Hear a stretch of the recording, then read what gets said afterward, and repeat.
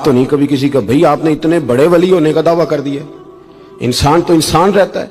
बड़े बड़े लोग कह गए कि या अल्लाह अगर अनजाने में भी भूल गए हैं तो हमसे दरगुजर फरमा, लेकिन जब हम तैयार ही नहीं मानने को, हम डटे हुए लोग हैं। सरकार ने फलाह इंसानियत के लिए काम किया ना, वो लोगों को एहसास दिलाया है कि अगर गलती हो जाए तो तुमने बंदों के सामने अपने आप को क्लियर नहीं करना, तुमने तो रब के सामने अपने आप को क्लियर करना, अल्लाह के सामने तुमने बचना है कि मेरा गुनाह माफ। और हुजूर एहसास पैदा करते थे। बुखारी शरीफ में कबीला गामदिया की उस औरत का तज़किरा मौजूद है जो खुद आई थी, कोई गिरफ्तार करके नहीं लाया था, आज खुद आई, एहसास पैदा हो गया ना गुनाह का।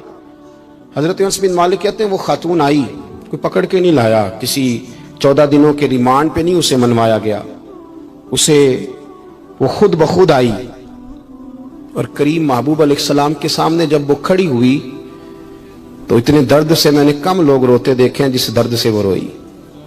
अर्ज करने लगी, हुजूर मैं गलती कर बैठी हूं, मुझसे जिना हो गया, मुझे पाक कर दे। तो महबूब करीम अलैहिस्सलाम ने फरमाया तू कैसे साबित करेगी तूने गुनाह किया, यानी मुजरम को साबित करना पड़ रहा है कि मैं गुनाहगार। ये वो कमाल है कि इंसानों को एहसास होने लगे कि यहां हम गलत है। जब एतराफ जुर्म होता है, जब बीमारी की तशखीस होती है तो फिर उसका इलाज भी हो जाता है। हजरत अनस बिन मालिक कहते हैं वो अर्ज करने लगी, हुजूर मेरे पेट में नाजायज बच्चा है। हुजूर ने फरमाया जा, जब बच्चा पैदा हो तो फिर आना। वो 8 माह के बाद आई तो उसकी गोद में फूल सा बच्चा था। हुजूर ने फरमाया वापस जा, जब रोटी खाने लग जाए तो फिर आना। वो 2 साल 2.25 साल दूध पिलाती रही, फिर जब आई तो बच्चे के हाथ में रोटी का टुकड़ा था। करीम महबूब सल्लल्लाहु तआला अलैहि वसल्लम से आके जब उसने बात की तो वो दर्द से रोई, कहने लगी या रसूल अल्लाह 3 साल होने को हैं, मैंने गुनाह किया है, मैं सारी रात सो नहीं पाती। हुजूर तड़पती, अगर इस हाल में मर गई तो अपने रब को क्या मुंह दिखाऊं, मुझे पाक कर दे, मेरे हाल पे रहम फरमाए। महबूब करीम सल्लल्लाहु अलैहि वसल्लम ने बच्चा एक सहाबी को दिया, फरमाया बच्चों की तरह पालना, और कहा इसे ले जाओ, पत्थर मार मार के इसे संसार कर दो। सहाबा कहते हैं उसे पत्थर लग रहे थे और हुजूर बेचैनी के साथ टहल रहे थे। आके खबर दी, हुजूर वो तो विसाल कर गई, इंतकाल हो गया। फरमाया यहां तक तो बात उसकी थी। हजरत अनस बिन मालिक कहते अब महबूब करीम ने सहाबियात से फरमाया उसे गुस्ल दो, कफन पहनाओ, जनाजा तैयार हो जाए तो मुझे खबर करना। हजरत अनस बिन मालिक कहते हैं गुस्ल हुआ, कफन हुआ, जनाजा तैयार हुआ तो हैरान हम तब हुए जब मेरे महबूब ने फरमाया सफ़े बनाओ, मैं खुद जनाजा पढ़ाऊंगा, मैं खुद जनाजा पढ़ाऊंगा। और सरकार ने जनाजा पढ़ाया तो एक शख्स की जुबान से निकला, हुजूर इस मलऊन का माज़अल्लाह जनाजा जिसने नाजायज बच्चा जाना, इसके लिए आप दुआ कर रहे हैं, जनाजा पढ़ा। हुजूर फरमाने लगे खामोश हो जाओ, तुमने गुनाह देखा है उसका एहसास नहीं देखा, तुमने गलती देखी है लेकिन उसकी तौबा का अंदाज नहीं देखा। और साहिब कंजुल उम्माल ने ये लफ्ज नकल किए हैं कि करीम महबूब फरमाने लगे उसने तो ऐसी शानदार तौबा की है कि अगर मैं अपनी सारी उम्मत में बांट दूं तो अल्लाह सब की मगफिरत फरमा देगा। एहसास जब पैदा हो जाता है ना अपने दिल के अंदर कि यहां मैं गलत हूं, इन्नल आबदा इज़ा तारफा सुम्मा ताबा ताबल्लाहु अलैहि और कमा क़ाल नबी सल्लल्लाहु अलैहि वसल्लम रवाहु मिशकात। हुजूर ने फरमाया जब कोई बंदा कहता है ना अल्लाह मैं भूल गया था, और फिर वो तौबा करता है तो रब उसकी तौबा को फौरन ही कबूल फरमा लेता है। पहली बात यह कि अकायद को मजबूत रखें। फलाह के लिए सबसे जरूरी ये है कि आपका कोई नजरिया तो, ये क्या बात हुई कि रस्सियों से डरना, हर चौथे आदमी को काला जादू हो गया, हर पांचवा आदमी आके कहता है, और बड़ा काम चल रहा है आमिलों का, उन्होंने तो अपने बोर्ड पे वो बीमारियां लिखवा दी हैं जो अभी पैदा भी नहीं हुई, उनका भी वो इलाज कराते हैं। खुदा का खौफ करें, इतना तो नहीं जादू आसान के सभी को हो गया है। हमारा सबसे पहला भरोसा अपने रब की जात पे। अपनी जिंदगी के अंदर पहले सबसे मजबूत नजरियात। यार अभी तक लोग ये कह रहे हैं कि बिल्ली रास्ता काट जाए तो काम नहीं चलता। लो बिल्ली ने भी तो सड़क से गुजरना ही है ना, वो किधर जाएगी बेचारी। यानी अभी तक लोग कहते हैं कि वो सवेरे मैंने ख्वाब देख लिया तो पता नहीं अब क्या बनेगा। भाई आप अजीब आदमी, और जी रात मैंने डरावना ख्वाब देखा है, पीर साहब क्या करें। तो मैं कहता हूं डरावनी बातें ना सोचा करो। आप अगर दिन में कार चलाएंगे तो रात को ख्वाब में भी कार ही आएगी, ये बिल्कुल पक्की बात है। लोग पूछते हैं कि बुजुर्गा ने दीन को, सूफिया किराम को, औलिया उज़्ज़ाम को सरकार की ज़ियारत क्यों होती थी। तो मैंने कहा बड़ी सादी सी बात है, जो सारा दिन मुस्तफ़ा के गीत गाएगा तो ख्वाब में भी तो रसूल पाक की बातें करेगा ना। इसमें बईद क्या है? जो आदमी सारा दिन करता है वही ख्वाब में रात को دیکھ لیتا ہے. پہلی بات اپنے عقائد, اور دوسری بات یہ کہ ہمارے ہاں نا آہستہ آہستہ غلطی تسلیم نہ کرنے کا رواج بڑا عروج پکڑ رہا ہے. احساس جب پیدا ہوتا ہے, احساس, پھر اس کے اندر توانائی آتی ہے, پھر انسان اپنے لیے نہیں دوسروں کے لیے جینے میں بھی خوشی محسوس کرتا ہے. پھر وہ محسوس کرتا ہے کہ میں کوئی ایسا درخت نہیں کہ جس کی نہ شاخیں ہوں نہ پتے ہوں. پھر وہ کہتا ہے میں درخت ہوں پر شجرے سایہ دار ہوں. کوئی آئے گا تو پھل بھی کھائے گا, کوئی آئے گا تو چھاؤں میں بھی بیٹھے گا, کوئی آئے گا تو اسے خیر بھی نصیب ہوگا. طبقات ابن سعد میں ایک بڑی خوبصورت روایت ہے. حضرت عائشہ صدیقہ رضی اللہ تعالیٰ عنہ فرمانے لگیں کہ ایک دن نا نبی کریم صلی اللہ علیہ وسلم گھر میں تشریف فرما تھے اور طبیعت مبارک بڑی اشاش بشاش تھی. جب کبھی عذاب کی آیات آتی تھی تو غم امت میں پریشان ہو جاتے تھے, اور کبھی رحمت کی آیات آتی تو پھر حضور کا چہرہ پہلے سے بھی زیادہ روشن نظر آتا.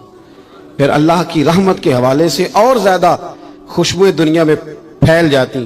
فرماتی آج بڑے حشاش بشاش تھے, تو مجھے فرمانے لگے عائشہ تیرے ساتھ ایک بات کروں. میں نے کہا حضور میرے تو نصیب جاگ گئے, ضرور کریں.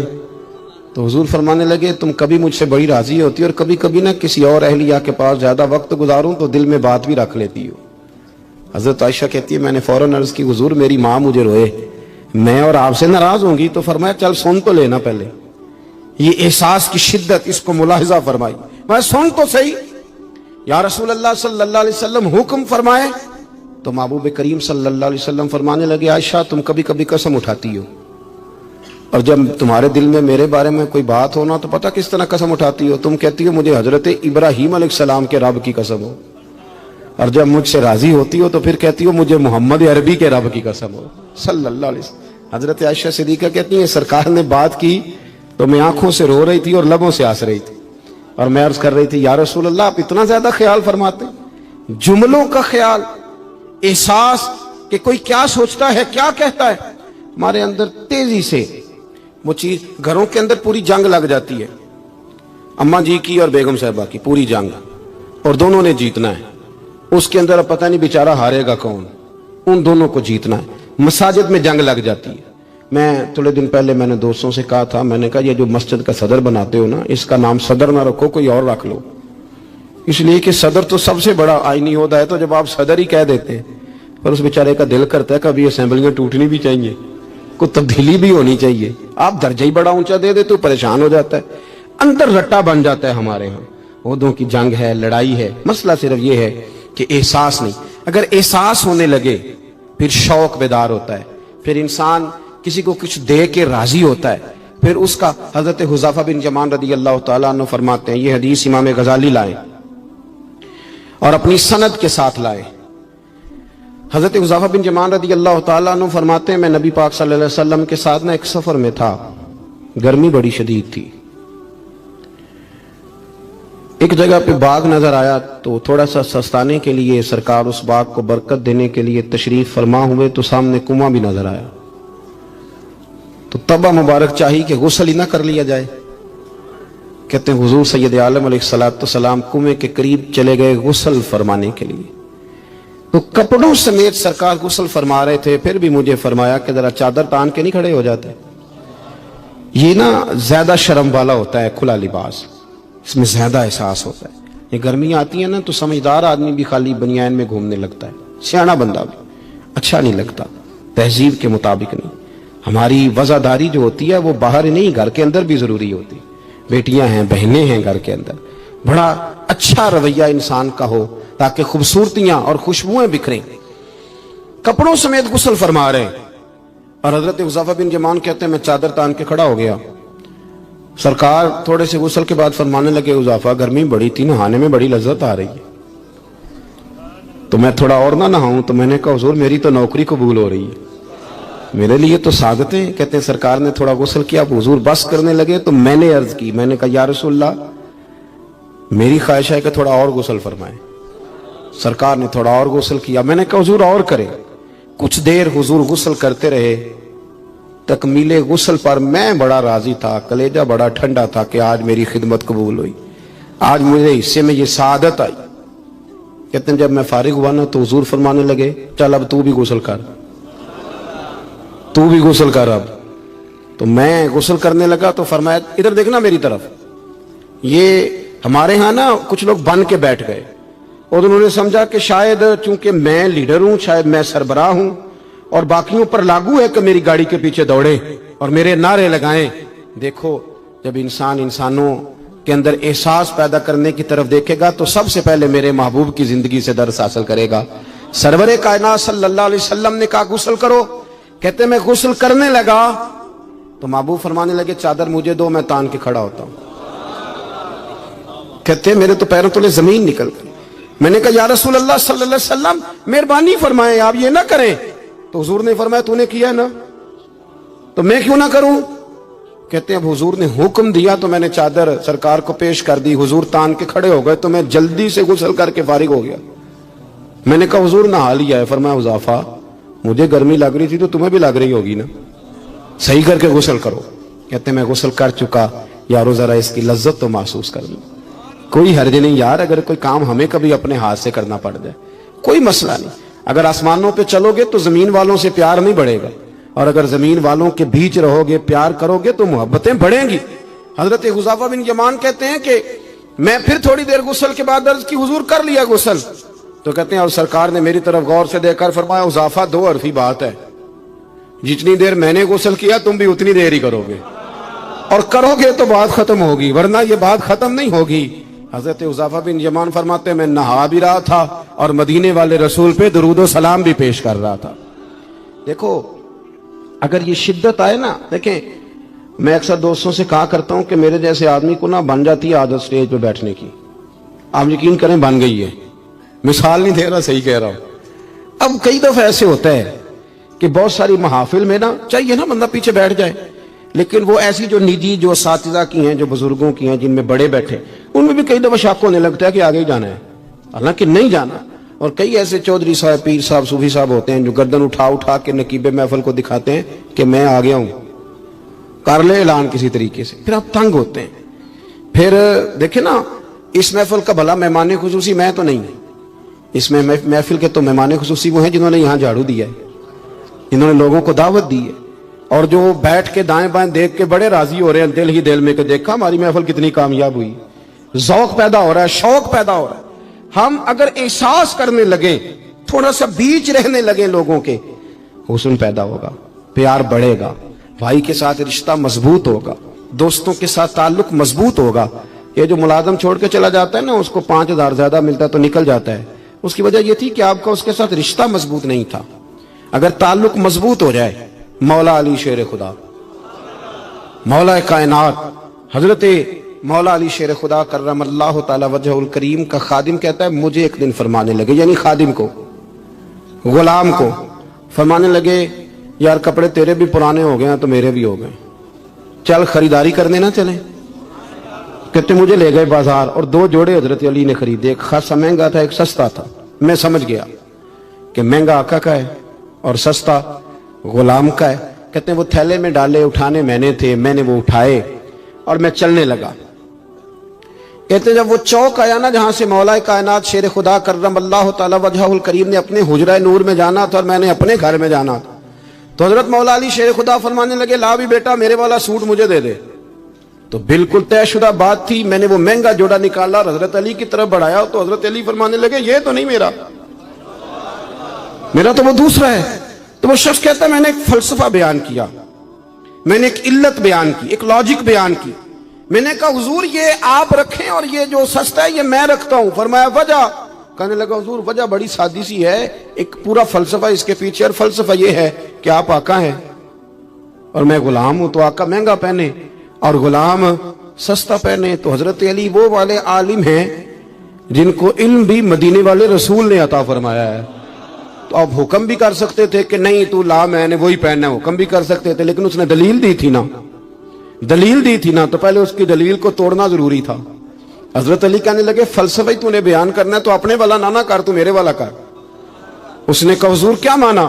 آپ فرمانے لگے تو کہہ رہا ہے کہ مہنگا جوڑا میں پہنوں گا اور سستا جو ہے وہ تو پہنے گا۔ فرمانے لگے تو نے یہ دلیل بیان کی ہے کہ میں آقا ہوں تو غلام ہے، تو فرمایا تو میرے والی علت لینا۔ حضور وہ کیا؟ آپ فرمانے لگے تو پہن مہنگا اور میں پہنتا ہوں سستا، دلیل یہ ہے کہ تو جوان ہے اور میں بوڑھا ہوں۔ तो जवानों को पहनने चाहिए महंगे कपड़े, बूढ़ों का तो सस्तों से भी गुजारा हो जाता है।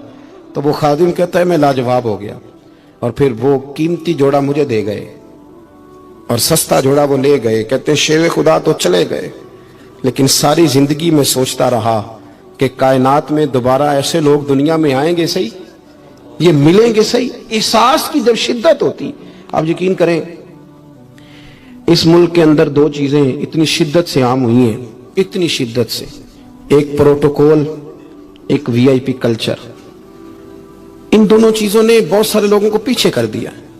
अब तो बहुत सारे गरीब ऐसे हैं जो बेचारे करीब ही नहीं आते, वो कहते हैं नहीं मेरे वाला काम ही नहीं, वो पीछे, वो शोहरत से बचने वाला पीछे पीछे रहता है, और मेरा जी चाहता है सारी गजलें उस जालिम के नाम करें। कुछ लोग बेचारे बिल्कुल पीछे हो गए, मायूस हो गए। वो कभी हुकूमत बदलती है तो उनसे कहा जाए ना हुकूमत बदल गई है, तो वो दो हरफी बात करते हैं, कहते हैं जो मर्जी आ जाए, हमने तो मेहनत करके खाना है, सुबह काम पे जाएंगे तो शाम को रोटी खाएंगे। वो बहुत सारे निजाम से देखे ना, ये सियासी तबसरे वो बंदा करता है जो रोटी पेट भर के खाता है, और जिस बेचारे को पता है ना कि जो घी सुबह लाया था वो खत्म हो गया है, और सुबह बच्चों ने नाश्ते के लिए जब पराठे मांगने हैं तो घी कोई नहीं, तो वो फिर सियासी तबसरे नहीं करता, वो तो तकलीफ में। अल्लाह के महबूब सल्लल्लाहु अलैहि वसल्लम ने ना एहसास की दौलत तकसीम की थी। मुस्नद इमाम अहमद बिन हंबल में हदीस है, हजरत बिलाल हबशी रदियल्लाहु ताला अन्हु फरमाते मैंने असर की नमाज की इकामत पढ़ दी थी, एक बद्दू आया, एक यहूदी का गुलाम, कहने लगा या रसूल अल्लाह सल्लल्लाहु अलैहि वसल्लम मैं बड़ी मुश्किल में हूं, अगर आप मेरे साथ चलें, मेरा छोटा सा काम कर दें तो मेरी वो मुश्किल आसान हो जाएगी। सैयदना बिलाल हबशी फरमाते हैं नबी करीम ने नमाजियों से फरमाया इकामत हो चुकी थी, फरमाया तुम बैठ जाओ, मैं जरा इस बद्दू का काम करके आता, तुम जरा बैठो, मैं सिर्फ इशारे करता हूं, आपको मिलेगा कि हजरत जाबिर इब्ने अब्दुल्ला का कर्जा उतारना था तो सरकार खेत तक गए और बाकायदा सिफारिश की उनकी। अब तो लोग कहते हैं ना जब तक वो खिदमत कर रहा है तो तब तक वो खिदमत गुजार है, कहीं उलझ जाए तो कहते हैं उसका जाती मसला है, और मैं जाती मामलात में मुदाखलत नहीं करता। तो मियां जब आपके पास था, आपका वर्कर था, तब जाती मसला क्यों नहीं था? अब वो उलझ गया है तो जाती मसला है। एक औरत रो रही थी तो सरकार सिफारिश के लिए उसके साथ नहीं चले गए थे कि मेरी मालकन मुझे मारेगी। आप कुतुब हदीस, कुतुब सीरत को पढ़ें, यही वजह थी कि हुजूर के गुलामों में वो दर्द आया, बड़े जोर शोर से आया। अमीरुल मोमिनीन सैयदना फारूक आजम रदियल्लाहु ताला, इस शख्स का आप जाहो जलाल देखे ना तो किसरा का बादशाह कहता है उमर मिलना है, तो उमर फरमाते मेरे पास वक्त नहीं, मैं नहीं मिलता, मुझे क्या जरूरत है किसी की, ये जाहो जलाल है। और इंसानियत की खिदमत का जज्बा क्या है? चेहरे पे नकाब ओढ़ के रात को घूम रहे हैं, सामने एक खैमा नजर आ गया, सैयदना फारूक आजम करीब गए तो एक आदमी खैमे में है और बड़ी परेशानी में है, अंदर से निकलता है फिर अंदर जाता है। फरमाया खैरियत है? कहने लगा बड़ी दूर से आया हूं, अमीरुल मोमिनीन से मिलना था, रात हो गई यहीं, मेरी बीवी के यहाँ विलादत होनी है और वक्त करीब आ गया, वो तकलीफ में, तो यहीं खैमा लगा के मैंने बिठा लिया है। तो गुलाम आप कौन है? तो हज़रत उमर कहने लगे तो मुझे छोड़ मैं अभी आया। घर गए हजरत उमर, तवज्जो है मेरी बात पर, बस समेटने लगा हूं। घर गए और खातून ने अव्वल से कहा, मलका से कहा, अपनी अहलिया से फरमाया, फरमाने लगे कोई नेकी कमाने का इरादा है? वो कहने लगी बड़ा इरादा है। तो कहने लगे फिर बच्चे की विलादत के लिए जिन चीजों की हाजत होती है वो साथ ले लो। मैं आपको उस शख्स की बात बता रहा हूं जो 24 लाख मुरब्बा मील का हुक्मरान है, जिसके नारे से लोग कांप जाते हैं, लेकिन वो उसूल अपनी जगह पे और इंसानों का प्यार अपनी जगह पे। हजरत उमर ने अपनी अहलिया को साथ लिया, उन्होंने कहा कुछ चने ले ले, कुछ जो है वो घी ले ले, कुछ सिरका ले ले, और आप ये सारी चीजें डाल के तो पकाएं। हजरत फारूक आजम रदियल्लाहु ताला अन्हु ने चूल्हा जलाया। वो शख्स कहता जब उमर फूंके मारते थे ना आग में तो मैं उनकी दाढ़ी से धुआं निकलते देखता था। हजरत उमर ने चूल्हा जलाया, ऊपर खाना रखा, वो जो कहा था वो आपकी अहलिया अंदर चली गई खातून के पास। वो शख्स कहता मैंने 2-3 दफा हजरत उमर को काम बताया तो मैंने समझा कोई गुलाम है, अमीरुल मोमिनीन ने ड्यूटी लगाई है कि रात को मुसाफिरों का ख्याल रखना। तो मैं उन्हें कहता गुलाम इधर आप पानी लेके आ, तो उमर दौड़े जाते, वो ड्यूटी करते रहे। जब बच्चे की विलादत हो गई तो अंदर से जनाब उमर की अहलिया बोली, कहने लगी अमीरुल मोमिनीन मुबारक हो, अल्लाह ने आपके दोस्त को बेटा दिया है। वो शख्स कहता है मेरे हाथ में प्याला था, धड़ाम से गिरा, मैंने तो उमर का जलाल सुना हुआ। मैंने कहा आप अमीरुल मोमिनीन है, आप उमर हैं? آپ کیا خیال ہے آپ کا لوگ باتوں سے بڑے ہوتے ہیں؟ کردار انسان کو بڑا کرتا ہے، کردار اسے زندہ رکھتا ہے، کردار اسے جینے کا ڈھب اور حوصلہ دیتا ہے۔ حضرت فاروق اعظم سے کہنے لگے آپ عمر ہیں؟ جناب فاروق اعظم کہنے لگے ہاں میں عمر ہوں، تمہیں ضرورت کی ساری چیزیں میں نے دے دی ہیں، باقی صبح آنا اور جس کام تم آئے ہو وہ بھی کیا جائے گا۔ اس نے پیر پکڑ لیے، امیر المومنین مجھ سے غلطی ہو گئی۔ فرمایا اٹھ میرے سینے سے لگ، تجھ سے غلطی نہیں ہوئی، تیری وجہ سے اللہ نے مجھے نیکی کمانے کی توفیق عطا کر دی ہے۔ اپنی زندگی میں 3-4 چیزوں کا خاص خیال کریں، عقائد مضبوط رکھیں۔ ہمارے اندر کوئی آ جاتی ہیں نا کمزوریاں انسان ہیں، ان کو دور کرنے کے لیے احساس پیدا کریں۔ تیسری بات یہ کہ ایک دوسرے کا دیکھیں نا، اگر میرا نالائق بچہ نہیں پڑھتا تو سارے پیسے اس پر خرچ کرنے کی کیا ضرورت ہے؟ میری بہن کا بچہ جو لائق ہے تو اس پر کیوں نہ پیسے خرچ کر دیے جائیں، ایک لائق آدمی تیار کر لیا جائے۔ احساس پیدا کریں گے، تھوڑا تھوڑا آگے بڑھیں گے تو آپ دیکھیں گے معاشرے کے اندر کس تیزی کے ساتھ لوگوں کے مسائل میں کمی آتی ہے اور خیر تقسیم ہوتی ہے۔ تو یاد رکھیے گا کہ ایک تو یہ لوگ ذہنوں سے کھیلتے ہیں، پھر ہمارے ہاں آپ کو پتہ ہے باباؤں کا بھی دور ہے، ان کے پاس لوگ تعویذ لینے جاتے ہیں، دم کرانے جاتے ہیں۔ چاہیے یہ تھا کہ وہ ذہنوں کو پختہ کرتے، وہ کہتے ہیں کہ تینوں تے کسے کچھ کیتا ہے۔ اب کوئی نہ کوئی مخالف تو ہوتا ہی ہے تو بندہ فوراً سوچنے لگ جاتا ہے۔ اللہ تعالیٰ نے قرآن مجید میں ارشاد فرمایا ہے کہ حل جزاء الاحسان الا الاحسان، فرمایا کیا ہے احسان کا بدلہ سوائے احسان کے، نیکی کا بدلہ صرف نیکی ہے۔ دنیا میں جو لوگ خیر کے کام کریں گے تو اللہ تعالیٰ انہیں دنیا میں بھی خیر عطا فرمائے گا اور قیامت میں بھی خیر ہی عطا فرمائے گا۔ اور جو لوگ دنیا کے اندر شر کریں گے انہیں قیامت میں تو اس کی سزا ملے گی ہی، کچھ نظارے اس کے وہ دنیا میں بھی دیکھیں گے۔ ارشاد فرمایا دوسرے مقام پر کہ وَمَن يَعْمَلْ مِثْقَالَ ذَرَّةٍ خَيْرًا يَرَهُ، اگر کوئی ذرے کے برابر خیر کرے گا تو اسے دیکھے گا، اسے وہ دکھائی جائے گی۔ اور وَمَن يَعْمَلْ مِثْقَالَ ذَرَّةٍ شَرًّا يَرَهُ، اگر ایک ذرے کے برابر شر کرے گا تو اسے بھی دیکھے گا۔ دنیا کے اندر کچھ سزائیں اور کچھ ہمارے حالات کی خرابی کا سبب ہمارے اعمال ہوتے ہیں۔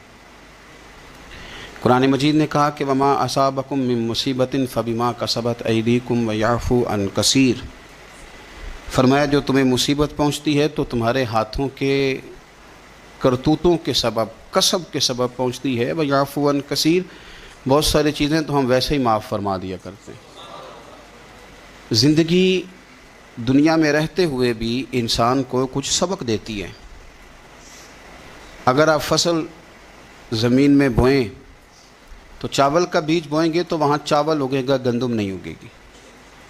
اور اگر آپ کاشت گندم کریں گے تو گندم ہی وہاں سے اگے گی، وہاں سے چاول اگ سکتا نہیں۔ یہ نہیں ہو سکتا کہ آپ زندگی میں لوگوں کو تکلیفیں دیں اور خود آپ آرام سے سو جائیں، یہ ہو نہیں سکتا، یہ ممکن نہیں۔ 2 جملوں میں میرے نبی پاک صلی اللہ علیہ وسلم نے ہمیں بات سمجھا دی ہے۔ اللہ کے رسول صلی اللہ علیہ وسلم نے فرمایا کہ تم اللہ کے بندوں پہ رحم کرو، اللہ تمہارے اوپر رحم فرمائے گا۔ لیکن بندوں کے بارے میں بندوں کا رویہ سخت ہو، اس کا لہجہ رب کریم کے بندوں کے بارے میں تلخ ہو، اس کے دل میں رحم کے، کرم کے میٹھے جذبات ہی نہ سرے سے ہوں، اور وہ کہے کہ میرے بارے میں نرمی کی جائے، تو یہ ہو نہیں سکتا، یہ ممکن نہیں ہے۔ ہم کیا کرتے ہیں؟ ہم اپنے تھوڑی دیر کے سکون کے لیے بہت سارے لوگوں کو تکلیف میں مبتلا کرتے ہیں، بلکہ بعض لوگ تو ایسے ہیں جو دوسروں کو مصیبت میں دیکھ کر خوش ہوتے ہیں، ان کو قلبی راحت نصیب ہوتی ہے۔ کسی شخص کو مشکل میں دیکھتے ہیں، پریشانی میں دیکھتے ہیں تو بڑا انہیں سکون میسر آتا ہے، اور میں نے دیکھا ہے کہ بغلیں بجاتے ہیں، اور وہ باقاعدہ دلائل دیکھے ہیں، دیکھا نا ہمارے ساتھ ایسے کرتا تھا تو آج اس کا کیا حال ہو گیا ہے۔ باقاعدہ لوگ یہ کام کرتے ہیں۔ وہ ہمارے درویشوں نے اپنے رنگ میں بھی ہمیں بڑے مسئلے سمجھائے ہیں، پر اللہ کرے ہماری سمجھ میں بات آئے۔ اللہ کے بندوں نے نا سادی کر کے باتیں، سادی کر کے اور نرم کر کے اور ہمارے مزاج اور طبیعت کے مطابق ہمارے ذہنوں میں اتارنے کی کوشش کی ہے۔ اگر ہماری سمجھ میں آئے، دیکھیں نا درویش کیا کہتے ہیں، کہتے ہیں دشمن مرے تو خوشی نہ کریے۔ دلیل کیا ہے کہ سجنا بھی تو مر جانا ہے نا. یہاں تو یہ کہے نا کہ دشمن مر گیا تو دوست نہیں مرے گا.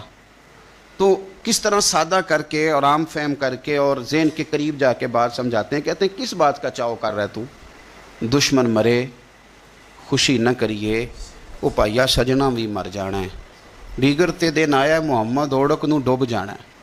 یہ تو کس چکر میں تو پڑا ہوا ہے. ترمذی شریف حضرت واصلہ بن اسکے رضی اللہ تعالیٰ عنہ حدیث کے راوی ہیں. یہ حدیث ضرور یاد رکھیے گا. میرے نبی پاک صلی اللہ تعالیٰ علیہ وسلم نے فرمایا اپنے بھائی کو مصیبت میں دیکھ کے خوشی کا اظہار نہ کرو,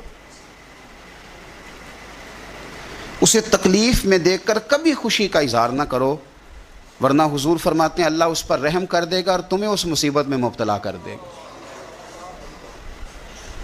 کبھی بھی دشمن مرے تو کدے خوشی نہ کریے, کیونکہ سجنا بھی تو مر جانا ہے. کبھی اپنے بھائی کو مصیبت میں دیکھ کر, آپ یقین کریں کہ میں نے دیکھا ہے کہ بھابھی کا خاندان کسی تکلیف میں آ گیا ہے تو وہ بجائے اس کے کہ ان کے لیے دعا ہوتی, لیکن شریکہ چل رہا ہے نا, تو تبصرے ہوتے ہیں کہ میں نے تو پہلے ہی کہا تھا یہ لوگ ٹھیک نہیں. یہ بامروت با اخلاق اور وفادار لوگوں کا یہ رویہ ہی نہیں ہوتا. وہ تو گہرا دشمن بھی ہو گہرا, اس کے بارے میں بھی دیکھیں نا میرے نبی پاک صلی اللہ تعالیٰ علیہ وآلہ وسلم کافروں اور منافقوں پر نرم دل نہیں تھے. ان کے بارے میں بھی حضور دعائیں کرتے تھے کہ اللہ انہیں خیر کی توفیق عطا فرما. تو کبھی بھی کسی کے بارے میں اس طرح کا رویہ اختیار نہ کریں, ورنہ وقت دور نہیں کہ جب آپ اسی طرح کا ہمارا معاملہ عیب تلاش کرنے کا ہے. میں کس طرح کھول کے آپ کو یہ بات عرض کروں کہ لوگوں کا دل کرتا ہے کہ ہمیں خوبیاں نہیں کمیوں کا بھی پتہ چلے. ٹٹولتے ہیں کہ تو وہاں نہیں جاتا, تو جاتا تھا تو اب کیوں نہیں جاتا, اور تو اگر جاتا ہے تو پھر تو کوئی کہانی سنا, کوئی بات چھیڑ. یہ ہمارا مزاج ہے, ہم چاہتے ہیں. میرے رب نے ہمیں محدود بنایا ہے, ہم لامحدود کیوں ہوتے ہیں؟ اللہ نے ہمارے اوپر رحم فرمایا ہے کہ ہمیں دیوار کے پیچھے نظر نہیں آتا, یہ اس نے کرم فرمایا. اگر ہمیں نظر آتا ہوتا تو کتنے پردے کھل جاتے, اور بہت ساری چیزیں جو پردوں میں رہنی چاہیے تھیں وہ پردوں میں نہ رہتی. یہ اس نے کرم فرمایا ہے کہ ہمیں دیوار کے پیچھے نہیں سنتا, اس کو کرم سمجھو, پردے نہ کھولو. اگر ہمیں یہ خبر ہوتی کہ سامنے کیا ہے تو بہت سارے ہمارے معاملات خراب ہو جاتے. اس کا شکر ہے, اس کا کرم ہے. یہی بہتر ہے کہ پردوں میں وہ پردہ پوش رہے, اور وہ اگر پردے اٹھا دے تو کسے ہوش رہے. مہربانی کریں, آپ جو اللہ تعالیٰ نے ہمیں محدود بنایا تو لامحدود ہونے کی کوشش کیوں کرتے ہو؟ جہاں اس نے رکھا ہے وہیں رہنے کو اپنے لیے بہتر جانو, وہیں, ورنہ حالات خراب ہو جائیں گے. میرے نبی پاک صلی اللہ علیہ وسلم نے فرمایا, مسند احمد میں موجود ہے, حضور فرماتے ہیں لوگوں کی جاسوسی نہ کرنا, ان کے عیب نہ ٹٹولنا. بس حضور نے کہہ دیا تو کہہ دیا, نہیں ٹٹولنے تو سونیا تیرے غلام ہیں. سوال ہی نہیں پیدا ہوتا کہ ہم کبھی یہ کام کریں. حضور نے فرمایا کسی کے عیب نہ ٹٹولنا. اگر تم نے کسی کے عیب ٹٹول کے اسے رسوا کرنے کی کوشش کی تو فرمایا تم اگر 7 پردوں کے اندر بھی بیٹھے ہوئے تو وہاں بھی اللہ تمہیں رسوا کر دے گا. یہ نہ سمجھنا کہ میں چھپ گیا ہوں تو بچ جاؤں گا, اللہ تمہیں وہاں بھی رسوا. تو کچھ جرموں کی دنیا میں ہم دیکھتے ہیں, اور اس کا سادہ ترجمہ یہ ہے کہ جیسا کرو گے پھر ویسا بھرو گے. یہ ہوتا ہے, آپ اس سے بچ نہیں سکتے. اور اس وقت بندہ بڑا سمارٹ ہوتا ہے, وہ اپنے آپ کو بڑا تیز سمجھتا ہے. وہ کہتا ہے میں نے پتہ پھینکا تھا تو میرا پتہ چل گیا ہے, دیکھا نا. پھر اور کئی دفعہ میں نے دیکھا ہے شریف آدمی مجبور ہوتا ہے, وہ کیا کر سکتا ہے؟ شریف جو ہوا, شر اور شریف ان کا مقابلہ نہیں ہوتا. ایک چیز ہے ہی شر, تو شریف اس کا مقابلہ کیسے کرے گا؟ بلکہ شریف آدمی تو کئی دفعہ ویسے ہی بچتا ہے, کہتا ہے یار مطلب کسی طریقے جان چھڑائیں, یہ شر ہے اور میں باوضو رہنے والا آدمی ہوں, میں گند میں کیسے ہاتھ ڈالوں گا. وہ بچتا ہے تو لوگ سمجھتے ہیں ڈرپوک ہے, حالانکہ ڈرپوک اور ہوتا ہے اور شریف اور ہوتا ہے. تو شرافت کو لوگ بزدلی جانتے ہیں. نبی پاک صلی اللہ علیہ وسلم کے صحابی حضرت سعید بن زید رضی اللہ تعالی اور عشرہ مبشرہ صحابی حضرت عمر کے بہنوئی ہیں, اور یہ حوالہ میں آپ کو مسلم شریف سے عرض کر رہا ہوں. حضرت سعید بن زید رضی اللہ تعالیٰ عنہ وہ خوبصورت آدمی ہیں جنہیں دنیا میں چلتے پھرتے میرے نبی پاک نے جنت کی بشارت عطا فرمائی. بندے کا قد کاٹ دیکھیں کہ جنتی بندہ, یعنی اتنا اعتماد حضور نے کیا کہ فرمایا اس کے بعد والے آخری دم تک کے اعمال پر بھی میں جانتا ہوں یہ جنتیوں والے کام کرے گا.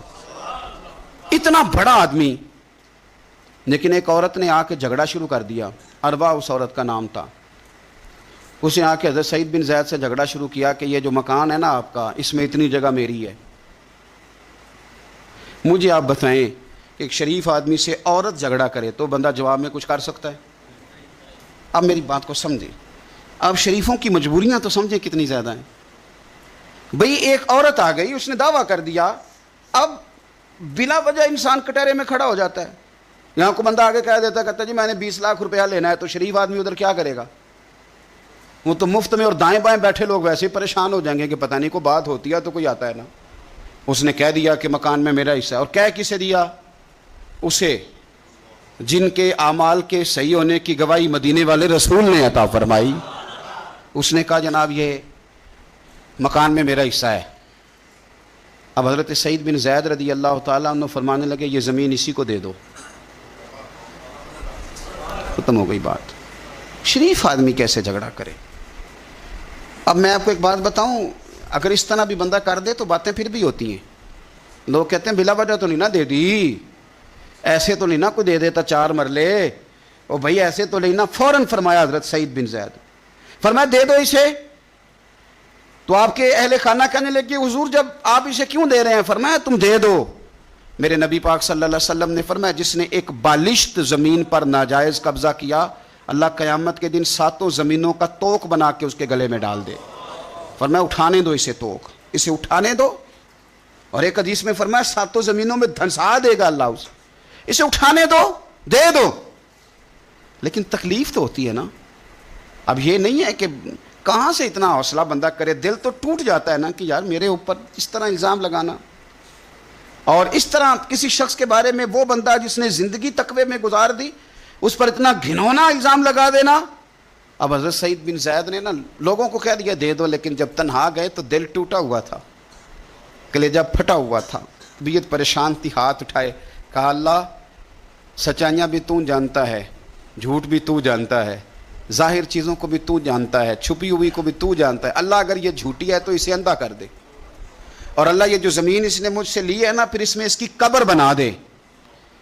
بعض شارحین نے لکھا ہے کہ حضرت سعید بن زید تو پہلے وصال کر گئے، لیکن وہ عورت زمین تو لے لی، گھر میں رہتی تھی پر اندھی ہو کے رہتی تھی، ڈھونڈتی پھرتی تھی، دائیں بائیں جاتی تھی. تو لوگ اسے کہتے تھے کیا بنا؟ کہنے لگے کچھ نہ پوچھو، مجھے سعید بن زید کی دعا لگ گئی ہے، مجھے لگ گئی دعا.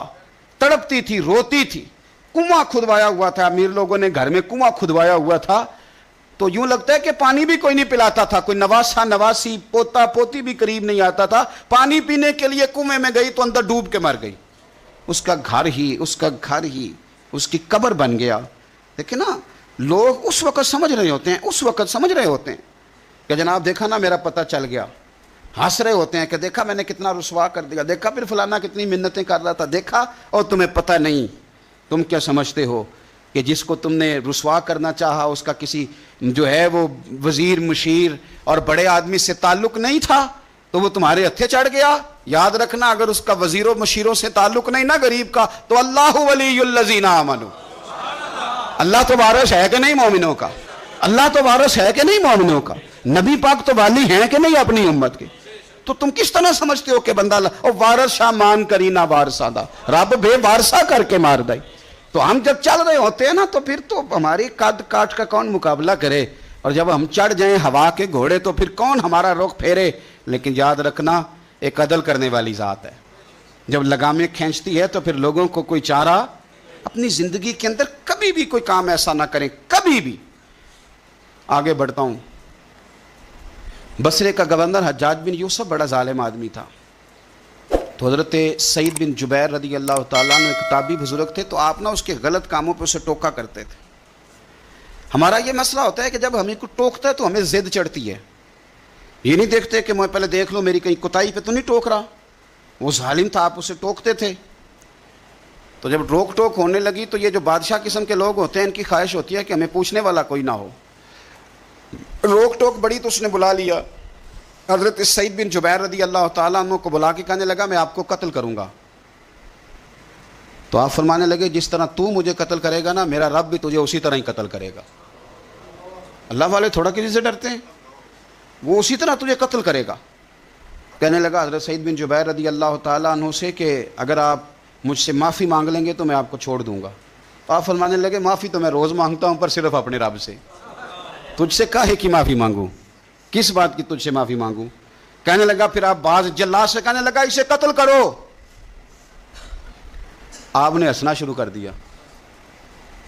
وہ کہنے لگا ہنستے کیوں ہو؟ فرمانے لگے تیری جرت پہ ہنس رہا ہوں کہ خدا کا کمزور بندہ ہو کہ تو کس طرح کی جرت کے ساتھ باتیں کر رہا ہے کہ میں تجھے قتل کرا دوں گا.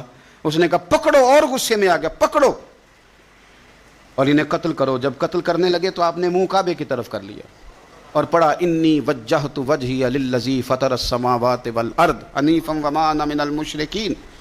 کعبے کی طرف منہ کر کے یہ دعا پڑھی تو کہنے لگا اچھا اس کا رخ پھیر دو کعبے سے. تو آپ کا جب رخ پھیرا تو آپ فرمانے لگے تو بڑا ہی بیوقوف ہے، فَإِنَّمَا تُوَلُّوا فَثَمَّ وَجْهُ اللَّهِ.